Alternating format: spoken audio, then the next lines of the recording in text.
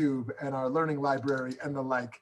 So thank you all very much for being here. And this has the wonderful, the best panels are really vague topics. It's such a vague title that you can go in any direction you want. And that's a lot of fun. So our topic today, the most urgent agenda for the American Jewish community. Who's going to set the agenda? And what's the agenda going to be? And what's important but not urgent? And what's urgent and not important? Well, probably nothing's urgent but not important. But urgent and important but not urgent. So friends, we have three great panelists today. And then following their 6 to 8 minute presentations, I'm going to ask them a few questions. And then we're going to open it up to you all, both in the Zoom here and those of you in the Facebook Live who want to ask questions so we can hear from you. In the meantime, you're always welcome to use the chat on the side if you want to post thoughts or questions there. When you unmute yourself, we'd ask you to keep those to questions, but in the chat, you can feel free to write thoughts in addition to questions. So our first panelist, Rabbi Herschel Brodie Aberson, has served as Rabbi of Temple Beth Shalom of the East Valley in Chandler, Arizona for the last 2 years. A native of Los Angeles, he's excited to be a part of the larger Phoenix Jewish community as a fellow with Arizona Jews for Justice. Stanley Mirvis is the Grossman Chair of Jewish Studies at Arizona State University and Assistant Professor of History in the School of Historical, Religious, and Philosophical Studies. His research and teaching focuses on the social historical Jewish experience of early modernity, particularly within the culturally hybrid Atlantic world. He's the author of The Jews of 18th Century Jamaica, a testamentary history of a diaspora in transition, published by Yale University Press in 2020. Highly recommend that. And Rabbi Nitzan Stein Kokin, who is the Rabbi of Congregation Beth El, ordained in June 2017.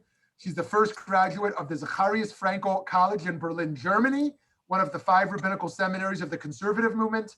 Her love for congregational and spiritual engagement led her to pursue the rabbinate when this new program opened its doors in Berlin in 2013.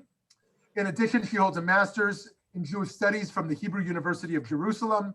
And before coming to Phoenix in August 2019, Rabbi Stein Kokin worked as a Jewish educator for over 15 years, teaching Judaism and Hebrew language in Jewish day schools and congregational settings in the United States, Germany, and Israel. So friends, once again, the plan today is to discuss the most urgent agenda for the American Jewish community in the spirit at VBM, and we're going to move to gallery view in a moment. In the spirit of VBM, bringing many voices into the conversation and being in dialogue with each other, even in machlokit with each other, disagreements, respectful disagreement. We are going to hear those presentations. I'm going to ask a few questions, and then we'll open it up from questions from y'all on Facebook Live and here in the Zoom. So why don't we go in the order which I just I shared here, which is relatively arbitrary. So Reb Brodie, Reb Herschel, you want to kick us off? Sure. Great. Hi, everyone. So it's a big question. What is the most urgent agenda, or what is the agenda for the American Jewish community? What do we need? And there's a lot of different ways to come at this, and I'm sure my fellow panelists will be coming at it from different places. And I figured I would come at it from something that is near and dear to my heart, which is Jewish education.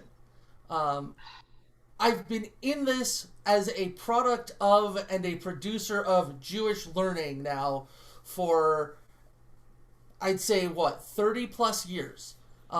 Mainly a consumer until fairly recently, and now a producer. And also on top of that, I lead a religious community, a spiritual community that needs to maintain the spiritual needs of and the ritual needs of Jewish life alongside the educational needs. And one of the things that I keep coming back to is we tend to, as American Jews, center everything on a Beit Tfilah, a house of prayer. Yet, we have this huge split in many of our communities between the people who show up for prayers and the people who show up for education, for classes, particularly religious school-aged families. At least in my experience, there tends to be a relatively clear line between families and communities that live and engage in a synagogue through through the religious school, or the USY, or the NIFTY, or the NCSY, the youth-oriented stuff that the family's coming to provide their kids with a Jewish upbringing, and the section of people who are coming for their own prayer needs or their own learning needs. And oftentimes, we somehow forget that the goal is to get, or that one of our goals is to get the kids who are learning and the families around them to be the adults who are learning for their own sake. I've been blessed with several opportunities to be in multi-denominational, non-specific Jewish environments, and in those places, it's really hard to get everybody to pray together. It just is. I think Reb Shmuley can attest, it can be a pain in the butt to get serious, committed Jews from non-Orthodox and Orthodox groups to be able to pray together. At some level, when you start introducing, gender non-specific davening spaces or prayer spaces, you can't mix. But what always seems to work for everyone at some level is you can study together. You can learn together. And so my radical proposal, my radical agenda for the rest, for my life in the long term, is perhaps to shift our focus from having Jewish communal life be Beit Tfilah, a place of prayer, into Beit Limud, a house of learning, where the focus is on bringing people together to learn about and understand their tradition, their practices, why they do what they do. Rather than it being just a place for people to pray together and then they do stuff, it's a place where they learn together and then maybe they'll pray. If you have 100 people in a Beit Midrash and you go, it's time to daven, well, guess what? You can break up into groups of 10 and everyone could, in theory, find some place where they're comfortable praying. And then your idea of what defines a Jewish community in the micro level changes from we agree on the ritual or theological elements to we agree on the importance of learning about it.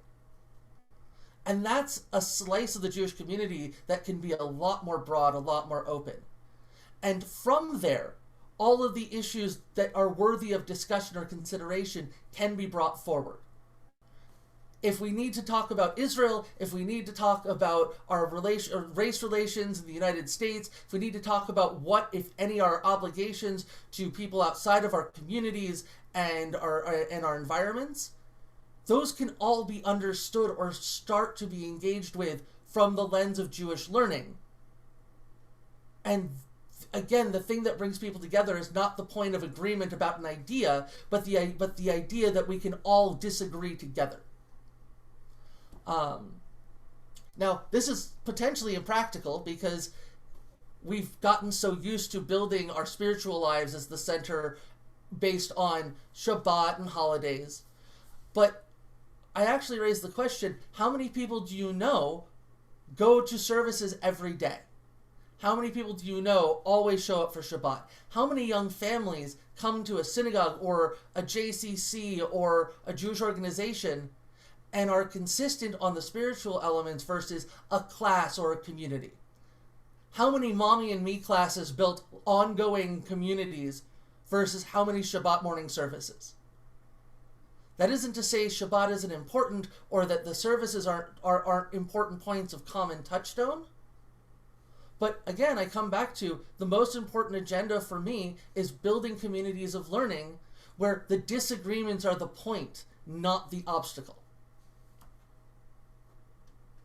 Was that 6 minutes or was Beautiful. Perfect. Thank you so much, Reb Herschel. Very clear case you made here. A very passionate case. You made a pitch for VBM, a Beit Midrash here in the Valley. So thank you for promoting Jewish learning, and of course you're doing it, and we're all doing it in our own way. So thank you so much. Okay, Professor Stanley Mirvis. Thank you very much. What you said, Reb Herschel, is very beautiful, and I think I'm going to have a similar conclusion. And I just want to start by saying how challenged I was by this question. And so I was really trying to think about how I was going to approach this. You know, my role here, I guess, is the historian. So, I would approach this through an historical perspective, but I was really challenged by this question.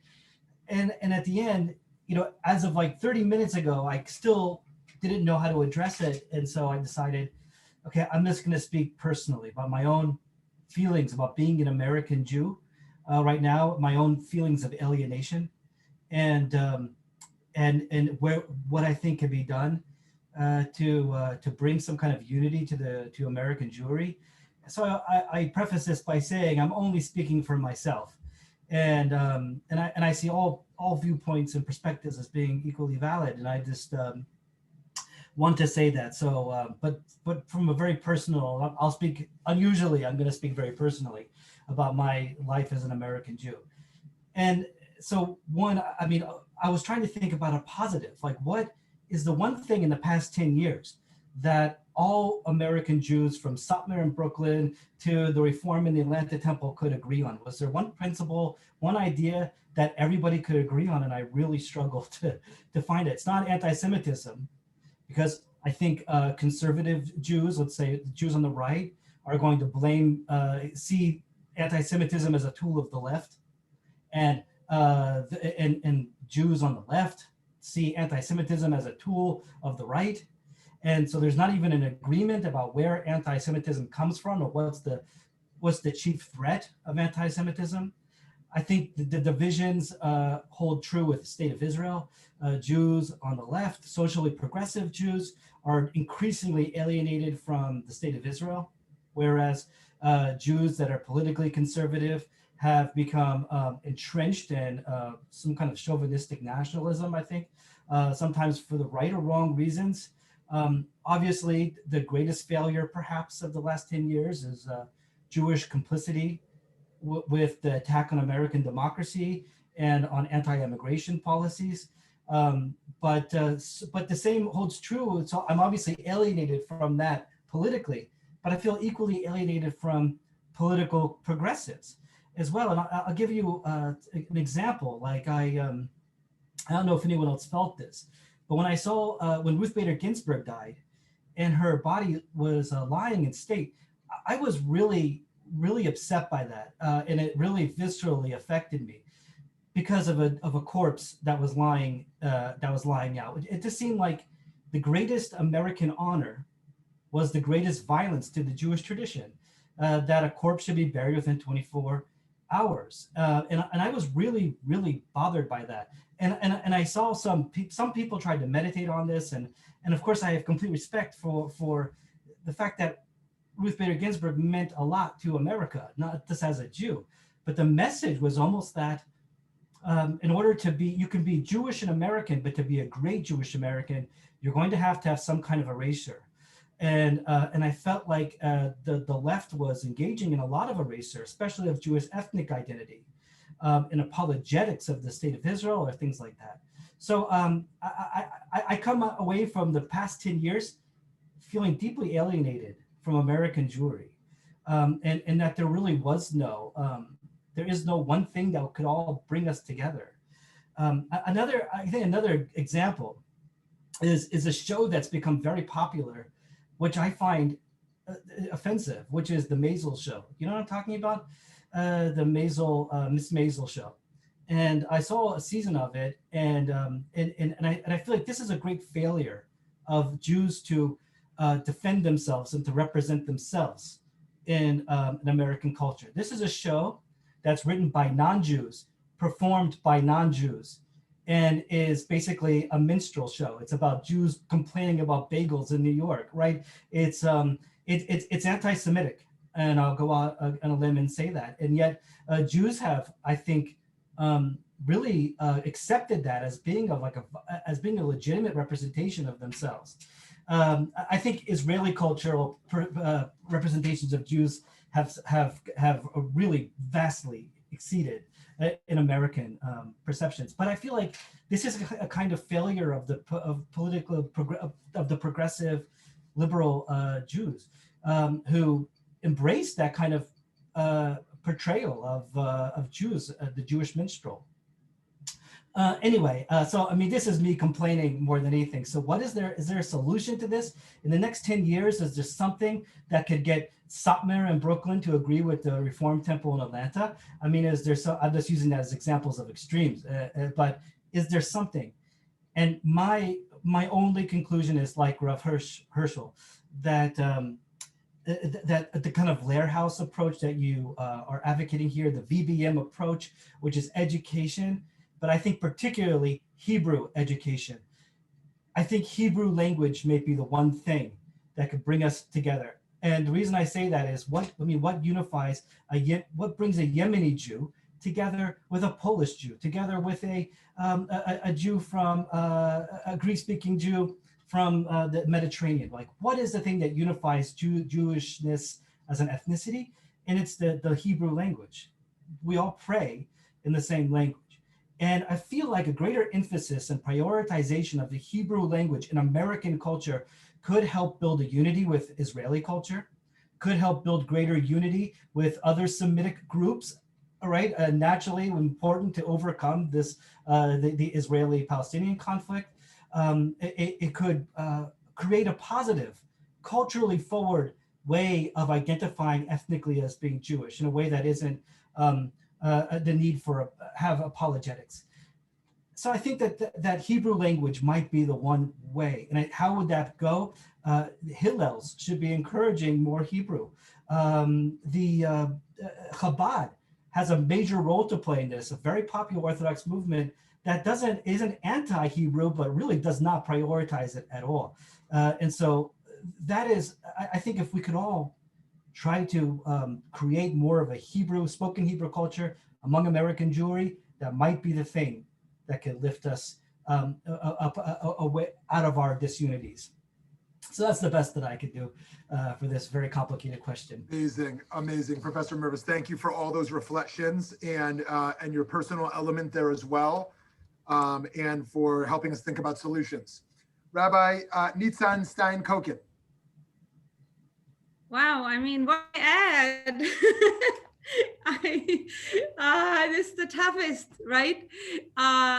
Two of my big points were already right out there. As you know, I come, or as you heard in my bio, I don't come from a historian academic background tackling this question, right? I come as a congregational rabbi. I come as an educator.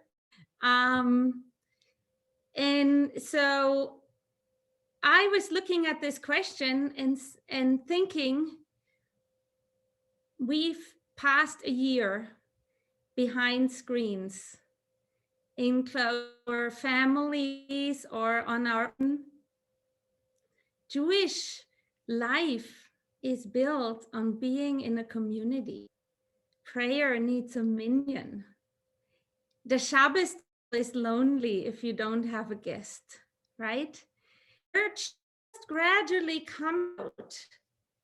And this pandemic sort of has equalized also in a sense.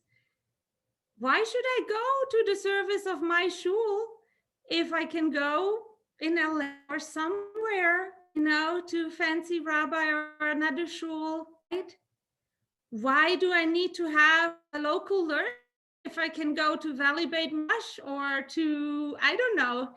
It was a great equalizer also in a sense that you can go all over the world. You meet people and teams from all over the world. I'm thinking of the program of people we had here, right? In the Valley Beit Midrash.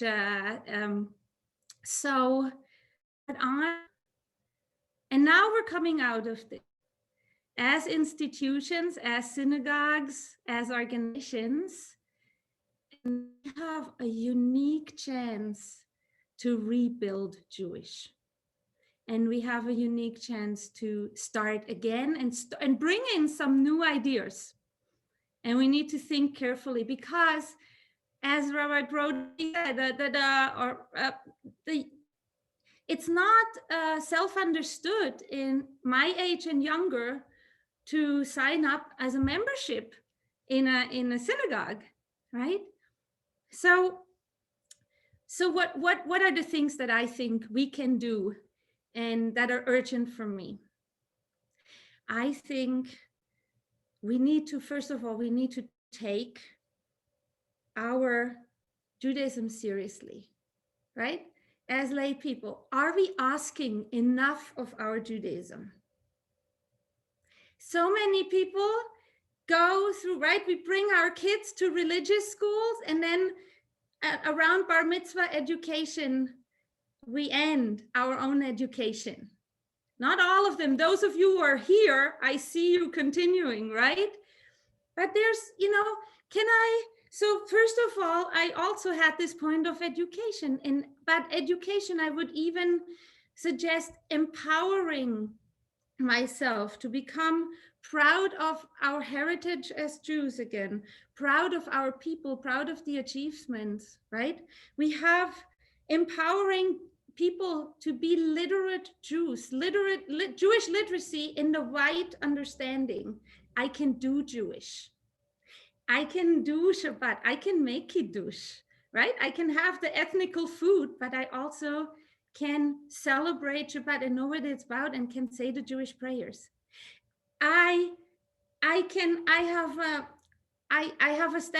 expect from my Judaism to have answers on medical issues and ethical issues, on social justice issues, right? Am I expecting that from my Judaism, or is it just an aesthetic piece and the bagels and the lux, right? So be proud to empower families and individuals to know and to do Jewish, I think, and to bring it back to the home base, strengthening the home base to do that. That's sort of my issue. So many people I see when we go into the houses, not really sure how to do Jewish. So one of the things for me is bring Judaism on a high level back to the home base, strengthen the knowledge of how to do Jewish. And this can be on the ritual level and should be on the ritual level. This should be on the social action level, on my civic involvement. And this should also be, and this brings me to my next point, Hebrew literacy. I do agree, like Stan said, we have a 3,000-year-old history of Jewish text and Jewish language, of Hebrew language, and we have a modern Hebrew culture and cultural productivity and artistic productivity, and we can go both ways, and we have it all global. And I don't want to just repeat, but really, to be, if you were Jew and you know a little bit of Hebrew that you can get around, be in the service, be in prayer service, or just a little bit of modern, you can go all over the world and make connections and function. So I'm also advocating, one of the urgent things is Hebrew knowledge, Hebrew literacy, and even not just in the ritual perspective, it could also be reading Hebrew literature, even in English or so, right? Be aware of what happens in Israel on a cultural and artistic level. Because, and that brings me to my third big point, these past years, especially here in America, have brought so much division politically, division religiously. We are one people, we're Klal Israel, right? If we want to go strong together, we need to be able to have a dialogue, to be respectful with each other and respectfully disagree. And Rabbi Brodie also said this already. But to get a sense again of Klal Israel, when 45 people die in a stampede at Mount Meron, my heart hurts because I feel a belonging. These are my brothers and sisters, right? So, and we often don't have that because we're so divided. We're so divided about the secular politics. We're so divided about Israel politics. We're so divided where we stand religiously. But if we want to move strong forward, I think we need to find a way to see ourselves as part of Klal Israel. And I would say that I stop here for now because I want us to have ample time to discuss and questions from the people who are here. Amazing, amazing. Thank you so much, Rabbi. And this is, we're right on time. We're right on time here with three very thoughtful presentations. I'm going to ask one or two questions to each person, each panelist. And y'all are free to start posting in the site as well, as I see some have. And also we'll be monitoring the Facebook Live over there.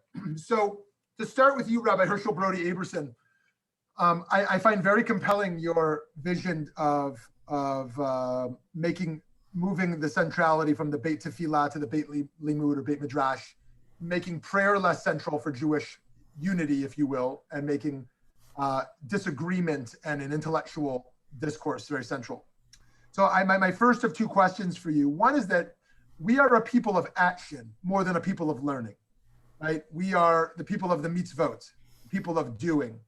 And so my question for you and your cat is, what is the relationship between learning and action? We know that Plato was wrong, that those who know the good will do the good, right? So it doesn't mean more learning will lead to better mitzvot in the world. So how do you see the connection between that rigorous intellectual discourse and how that extends into being people of virtue, people of mitzvot?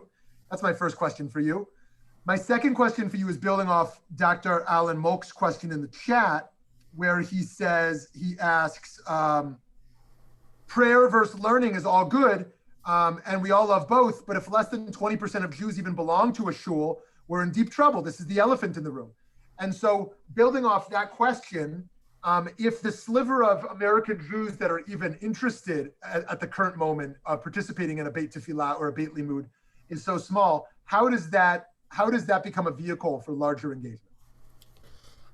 So one thing to clarify is, I actually think there's value in not setting too many hard boundaries about what defines like Jewish engagement.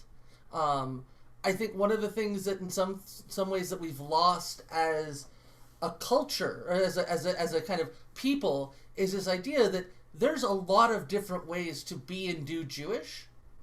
And one of the great challenges is figuring out how do we help people find the pathways that work best for them. So I think to start at the end, Dr. Molk, to address the idea of, belonging to a shul, well, then let's stop making belonging to a shul be the defining characteristic of who we reach out to or who we serve. I know for a fact, I'm a 2-year-old rabbi. I've only been at this for a very brief time, but I found one of the most important functions I serve is not actually in my community is not actually serving members of the synagogue, but being a Jewish resource to my entire area. I don't know how many of you are familiar with the southeast valley of Phoenix, but there aren't that many Jewish institutions once you get far enough south and east. And in my experience, I find myself being called on a lot to go to hospices or retirement communities and just be a rabbi, from people who are calling and literally they're looking up rabbi or synagogue and looking at which synagogue is closest to them and calling and say, hey, we need a rabbi. So clearly there's Jews out there who at some point in their life are calling for a rabbi and have membership in a community is wise. Sandra, please do not let anyone say that I do not advocate joining a synagogue if you can. But the people that we're touching and influencing, it's not just about the members. Yes, in the long run, investing in that is a good way to make sure you've got people there for you and your family in times of celebration and sorrow. But recognizing that membership in a synagogue is not or doesn't even need to be the primary way to be involved in a Jewish community opens up a lot of opportunities for us. Be it learning sessions and davening in parks all over the city, or going to people's offices to lead lunch and learns for anyone who's interested, being at bars or coffee houses, pre-pandemic times and maybe post-pandemic times, we hope, but making doing Jewish not just be suits and ties and dresses in the synagogue, but also having a beer with the rabbi or a non-alcoholic beverage while talking Talmud, showing up for a lunch break to hang out or to discuss, making it a habit where people drop by the synagogue because we have the building at all hours, and knowing that there's somebody there who, if they have a question, will go, good question, let's go look it up. and know what they're doing. So like that, I think like these are my dreams of like getting outside the membership box, Great. getting outside the old models. Amazing. Awesome. I don't think I answered your first question though. Oh yes, please go back to that. Can you remind me of it? I got a little Yes, lost. the relationship, if we're going to be a people of virtue, a people of mitzvah, people of action, how you think about learning, improving action. So I'll be honest, at the end of the day, I recognize that I can't make people do things they don't want to do. If we think of study and engagement as as an opportunity to persuade or guide, then the act of study or a study is itself what you're doing to get people to act. Because here's the thing, Rev Shmuley, if you or Eddie were at my Beit Midrash in the evening and you're like, oh, by the way, after this, we're going to go to the Capitol building with some signs. Well, it gets a lot harder for me to say, oh, I can't go. Or if somebody might not know, like all of a sudden you don't have to do the emails or the phone calls or the, instant messaging chats asking for people to show up. You just go, hey, we're heading out. And, if you just spent an hour studying with somebody a page of Talmud, well, you have a relationship with them. You're asking them to join you in things you're doing. Just as they might ask you to join them in doing something else. Or somebody goes, hey, it's 7 p.m. Anybody want to daven? I'm egal. Right? Like, the ways communities are built are we spend time together doing stuff. Right. Okay. And the way we change... Yep. The way we change people or get them to act is we do things and encourage people we care about to do them with us. Yeah, very interesting. Okay, thank you so much. Very interesting. Professor Mirvis, I very compelling ideas here around the levels of alienation, which I think you're exactly right, are very high. And I think, as usual, the typical institutional Jewish response is often blame the consumer. Ugh, if only people cared more. Or why don't they get how good this is, right? If only they knew, they would not be alienated. If only they knew how good everything we have is. And in some cases that might be true. The product is perfect and the marketing is bad. But in other cases, people are looking for something different. It's also true in human psychology, certainly in the Jewish community. If you have 50 great experiences and one bad, you might choose to opt out if the one outweighs the 50. In any case, for you on a personal level, and from the perspective of, as a historian, in particular from the culturally hybrid Atlantic world, how do you think about how we overcome alienation? How should Jewish leaders and Jewish communities think about things we should think about differently and do differently to help to ensure that less Jews feel alienated from Jewish participation? Thanks, Shmuley. Let me first say that I love that cat a lot, Rabbi Herschel. It's a wonderful cat. I've got two little kittens, kitten brothers at home, Salafachad and Samaleh, and they would dash around me too because they're rascals. If I was at home, that's why I come to the office, to escape the kittens. I was deflecting there by talking about cute kittens because I don't know how to answer the question. From a historian's answer, I'll tell you where I find a lot of meaning. I find meaning in like the Zachariah Frankel, like here at Rabbi Stein Kokin, like in the Zachariah Frankel model of historical positivism. And I'll say I don't like labels. I think moving away from labels could be a great way of transcendence as Jews. Do we have to be conservative, reform, Orthodox, Reconstructionist? I don't identify with any label per se myself. I find that it's so limiting. And, but if there's one label, if I had to choose a label, I would choose a historical positivist, because I think that school, the Breslau school, really captured something beautiful, which is that Judaism as a culture, Judaism as a living historical entity, and something that's in constant evolution, something that's constantly in dialogue with the cultures and societies that surround it. This was definitely true of the Portuguese nation that inhabited the Atlantic world. They were they all had been former conversos. They were then all new Jews, and they had very specific challenges. And I think the way that they made meaning of their experiences was by overemphasizing ethnic identity to a fault, almost arriving at a position of like Portuguese ethnic supremacy. So so that would be like for my own research.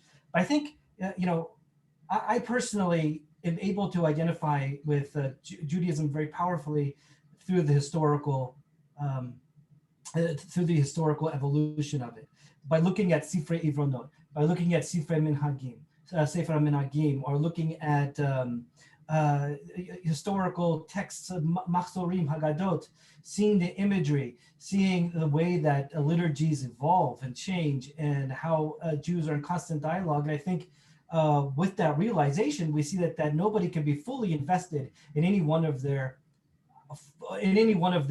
labeled ideologies, right? Orthodoxy is as new, if not newer, than Reform.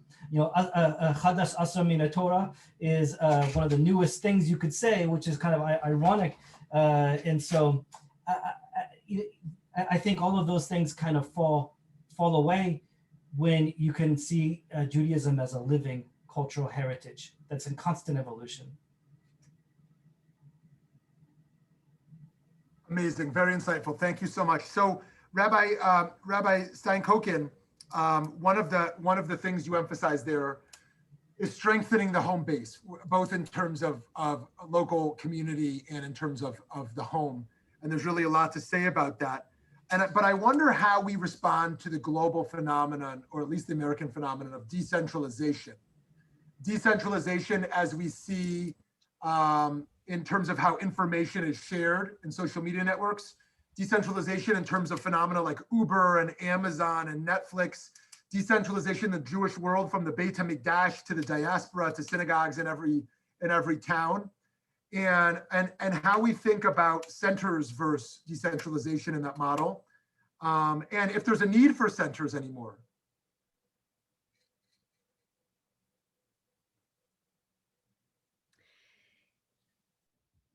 Ooh, you pose a big question here.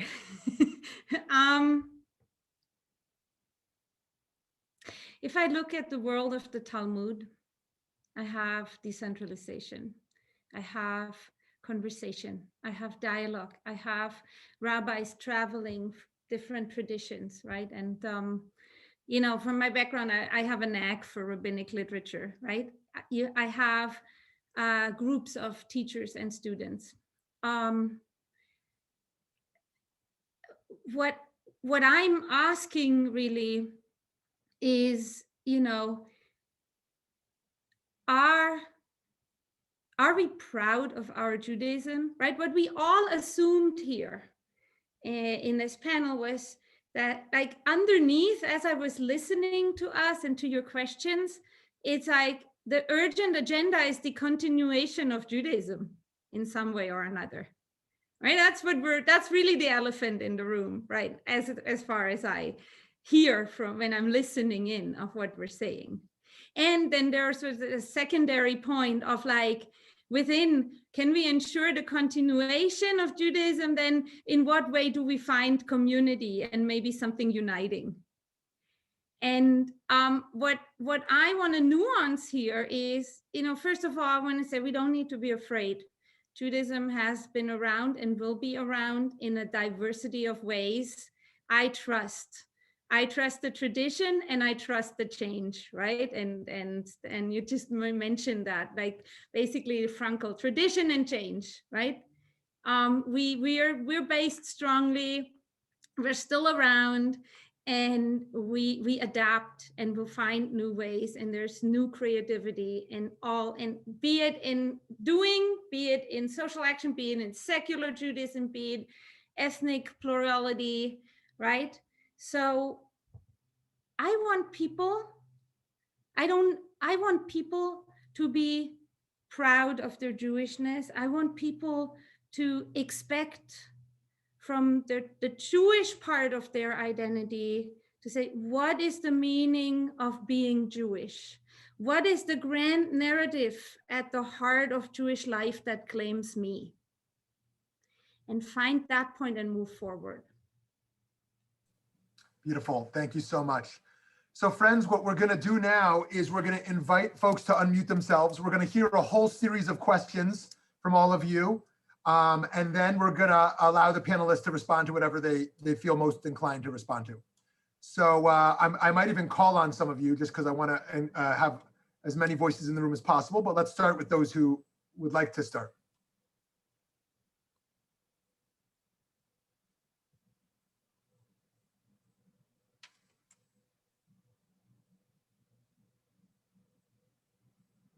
Okay, Professor Daniel Stein Kokin has a hand up. Please go ahead. You're on mute. Still on mute. Thank you. I'm not really professoring at the moment, but thank you nonetheless. So I guess I just want to ask the question, and I think this is to Stan especially.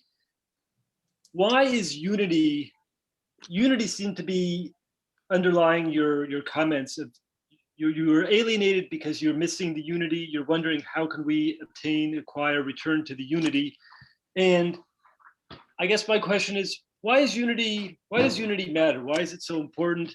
And I posed this question because it seems to me that historically speaking, there never really is complete unity. And I sometimes wonder I think it's natural for human beings to aspire to unity, but I sometimes think that the very aspiration to a unity that might be impossible actually might contribute to a degree of alienation. So I invite you to reflect upon that. And then there was just very specifically, you said something about Israeli culture with regard to American Jewish culture, but I didn't quite catch, I couldn't hear it exactly what you said, but it sounded interesting. So if you could maybe just say it again and elaborate on it, that would be great. Okay, great. And my wife should have mentioned that we also have a cat, by the way. So this is, very important to mention. Very important to mention. Thank you. Okay, someone else. Thank you for that. Who else would like to ask?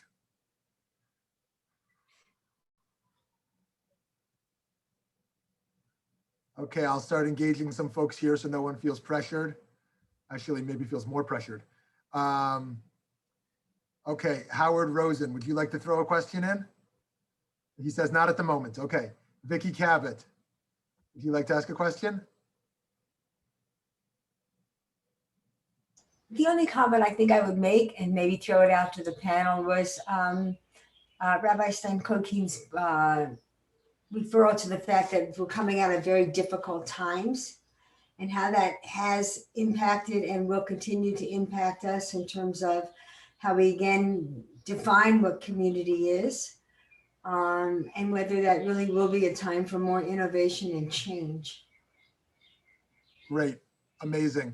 Thank you for that, Vicky. And I'm going to read a question that the Hazimeh family wrote on the side, which is geared to the two rabbis who happen to both emerge from the conservative, capital C, conservative Jewish world. Two questions. One, I feel like we keep hearing that the intermarriage is an obstacle for the Jewish community.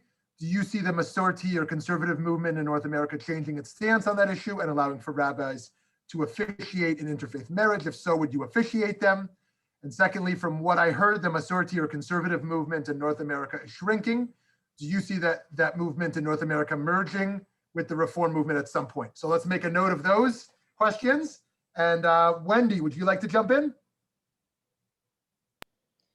I like Rabbi Herschel's idea of creating space where people can come in and not be intimidated or feel threatened, where they can be curious to learn different things, where we can offer kind of like a mall type, not one space fits all, but the space is there's there for everybody to do all kinds of things to access Judaism. If you want to come and watch a movie with Jewish themes, you want to come study Talmud, you want to come learn how to speak Hebrew. I love this idea of recreating a space that will bring all kinds of people in seeking all different ways to come into Judaism. I love that idea. Thank you. Thank you, Wendy. Great. Alan Silberman, would you like to share? If you do, you're on mute still. Okay, while we're waiting to see if he joins, Anyone else here? Doreen or Sandra, Stephen, Marty, Yehuda, Mike and Jenny, Alan Moak, if you want to share again. Michelle, anyone want to jump in?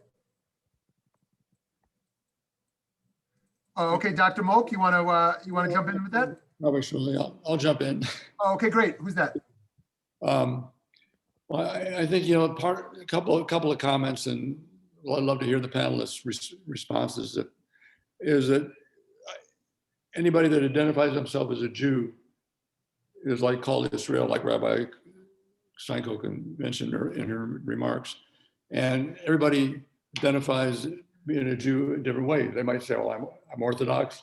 I love Israel. I support Israel. I support Jewish ideals or charities." So I think that's what one thing that brings a lot of us together. How to manufacture more unity, I'm not sure. The other thing is that I think that one thing the pandemic has done for Jewish learning and tefillah is Zoom and Facebook. I think it's brought people that might ordinarily not be able to attend a daily minyan or come to Shabbat services for whatever reason, have an access now. And I would like to hear comments as far as that, as what the post-pandemic is going to entail as far as this hybridization, whether that's something that should still be maintained. So people that want to attend a service at Bethel and they live in North Scottsdale and just don't feel like getting dressed up to come to shul, they can still access or be able to stay in the cottage if they have a yard site, so on and so forth. That could be divisive a little bit, or not bringing people together, or it could be bringing people together. I'd just like to hear some comments on that. Thank you. Okay, amazing. So I'm going to read one more question from the chat, and then we'll turn it back to the panelists. We'll give each of them about 4 minutes each to respond as they wish. Dr. Moak also wrote on the side here about the unhelpful intolerance of Orthodox versus Reform and vice versa, that we're so few in numbers for unhealthy infighting. Okay, so we have a few comments and questions here, and let's turn it back to you. Why don't we go in the opposite order from usual? Rabbi Stein Kokin, if you want to jump in first with whatever you'd like to respond to. Oh boy, you guys are asking tough questions, and that's good.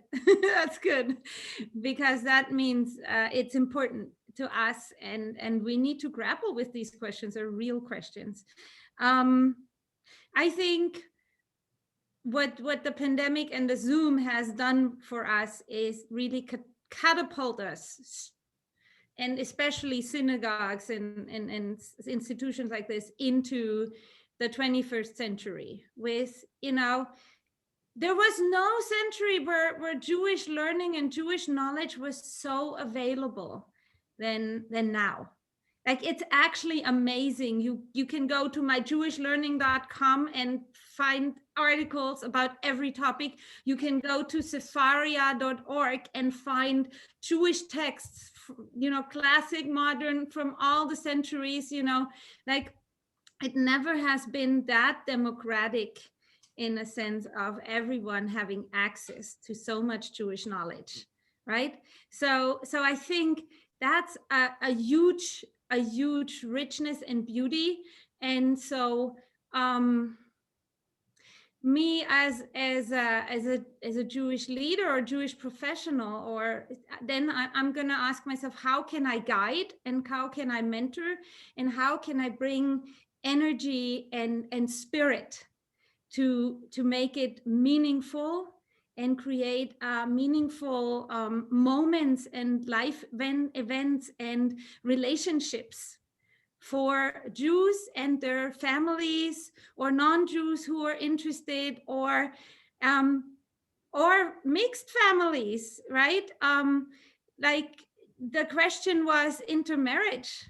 Intermarriage is not an obstacle, it's a reality. At least in the liberal streams of Judaism, we're right there, right?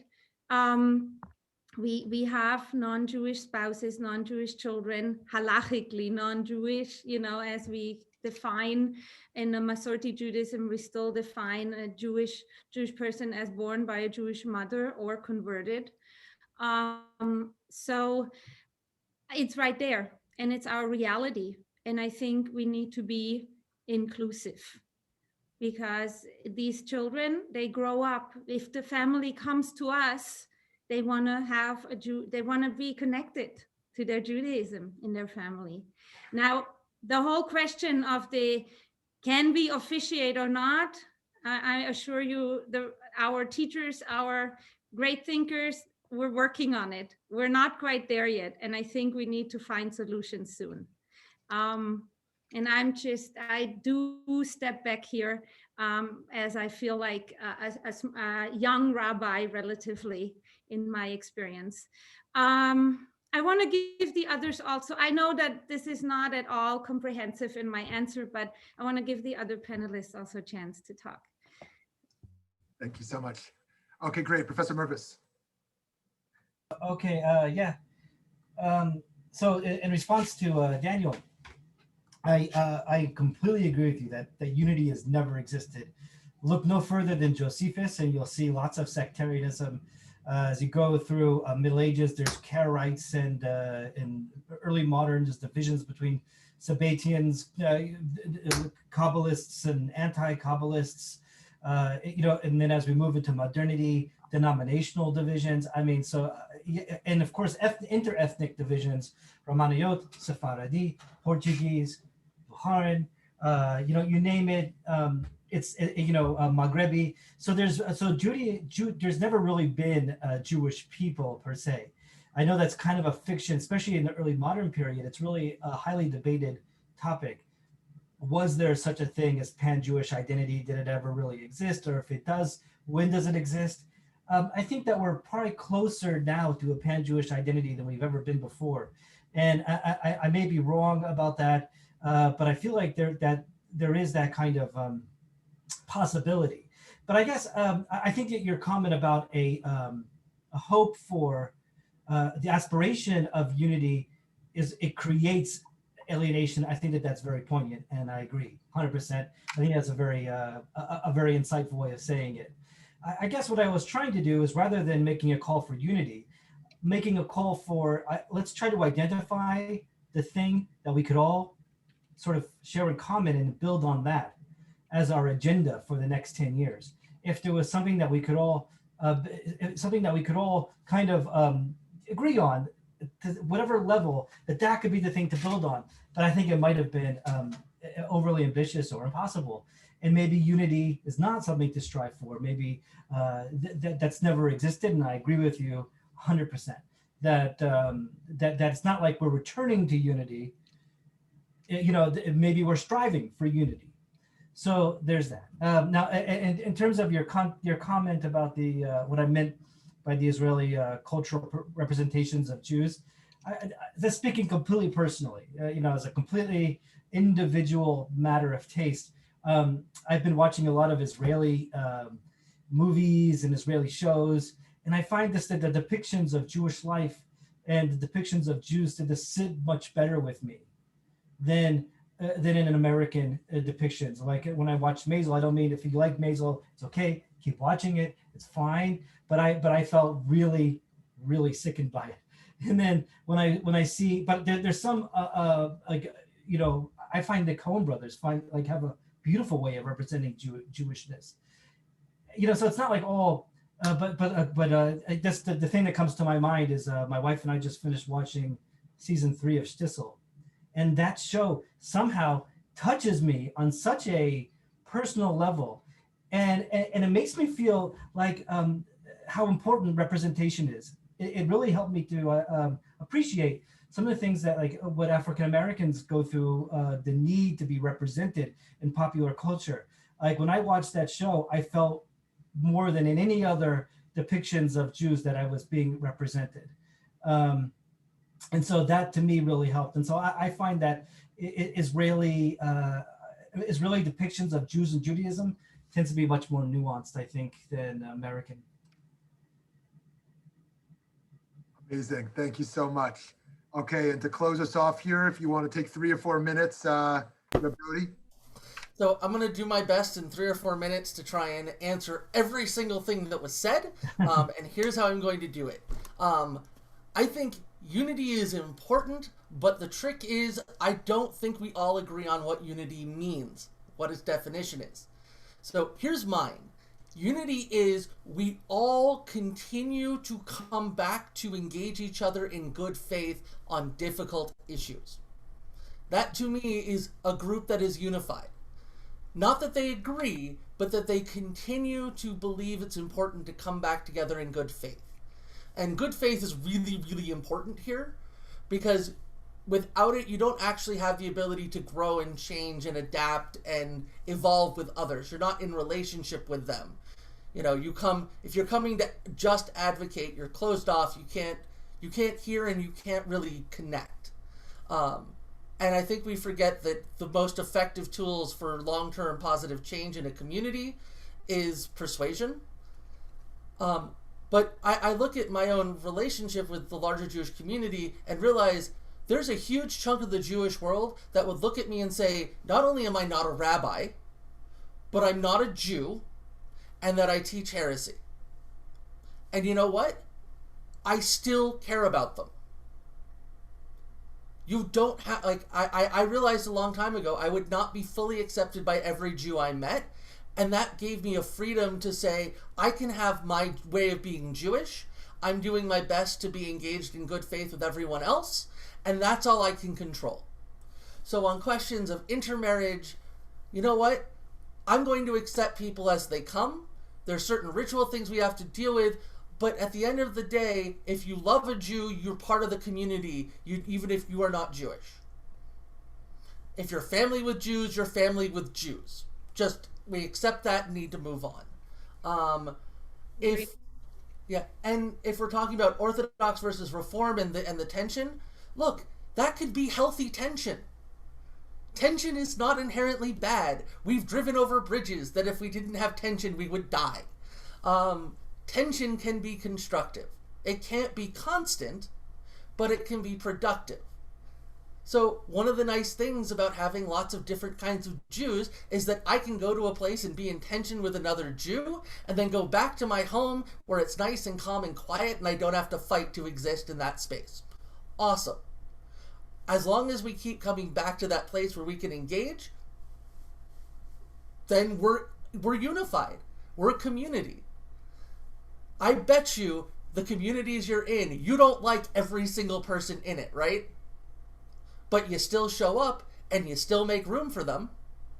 The fact is, as long as you make sure that everyone feels comfortable sitting down for a Shabbat services or for lunch together, you're doing fine. So I think, so for me, like, that's the, how do we deal with questions of Israel? How do we deal with intermarriage? How do we deal with all those things Reb Shmuley put out? Honestly, the first step is get comfortable with the idea that we're not going to agree and that it's worthwhile to challenge each other. It's not just clergy who should comfort the afflicted and afflict the comfortable. That's what we do. If there's anything that's Jewish, it's the idea that somebody comes into the room and they're crying, we comfort them, we feed them, we take care of them, and if they look like they are the most confident creature in the world, we remind them they are but dust and ashes in our own particular ways. That's, to me, how it should work. So I guess I come back to unity is being able to fight and argue and disagree and then go have a drink. Very nice. So friends, we're very grateful to the panelists for joining and offering such thoughtful presentations, to all of the participants who joined us for your thoughtful questions and engagement. And let's keep talking and learning together. It is very easy to make Judaism about me. Like, what's the Judaism I want? What's the personal Judaism I want to engage in? Nothing wrong with that. It should be about the self. But also, how do we make the Jewish world better? How do we go beyond what's just good for me and say, I want to leave this stronger, quantitatively and qualitatively, more Jews participating in deeper, more quality experiences, not only so that we survive, but so that we can thrive in our mission, however we define that mission. And so these are important conversations, I think, for us to think and get clarity on. What is the Jewish mission I'm working to build in this community, at my synagogue or at some institution in town? And how am I learning more about that and helping to further that work here in the community? I hope we can continue these conversations in our classes and panels. I'll be giving a class tomorrow, starting a 3-part series on Jewish perspectives on the afterlife. Hope you're potentially free to join us, along with many other great classes and panels we have coming up. Have a wonderful day, everyone.